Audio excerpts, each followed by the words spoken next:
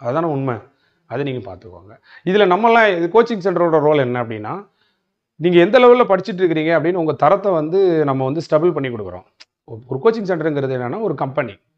ஒரு 4 பேர் கூட சேர்ந்து படிக்கும்போது நமக்கு ஒரு குரூப் டிஸ்கஷன் கிடைக்கும். ஒரு டெஸ்ட் எழுதி பார்க்கும்போது நம்ம எந்த லெவலில் இருக்கிறோம் அப்படிங்கிறது தெரியும். அடுத்து ஒரு சப்ஜெக்ட் நமக்கு தெரியலன்னா யாராவது சொல்லிக் கொடுத்தாங்கன்னா கொஞ்சம் ஈஸியாக படிப்போம். இந்த மாதிரி வேலை தான் கோச்சிங் சென்டரால் பண்ண முடியும். அதாவது பாஸ் பண்ண வேண்டியது உங்களுடைய ரெஸ்பான்சிபிலிட்டி. படிக்கிற எல்லாரும் பாஸ் பண்ணுவாங்களா சார்ன்னு தெரியாது. பட் நம்ம பாஸ் பண்ணுறதுக்கான இது நம்ம கையில் தான் இருக்குது. உண்மைதானே? மோட்டிவேஷன் பண்ணுற எல்லாரும் வேலைக்கு போயிடுவாங்களா சார்னா, மோட்டிவேஷன் பண்ணுற எல்லாரும் வேலைக்கு போகிறாங்களா தெரியாதுங்க. ஆனால் வேலைக்கு போனவங்க யாரும் மோட்டிவேட் ஆகாமல் போகலையே. அப்போ மோட்டிவேஷன் எல்லாருக்கும் அவசியமாக தானே இருக்குது. எல்லாருக்கும் கவர்மெண்ட் வேலை கிடைக்குமான்னு தெரியாது. ஆனால் உனக்கு கவர்மெண்ட் வேலை கிடைக்கணும்னு நினச்சா நீ நினச்சா முடியும்ல. அப்படி உனக்கு கிடைக்கலாம், அதுக்கு உன்னுடைய முயற்சியின்மை தானே காரணம்.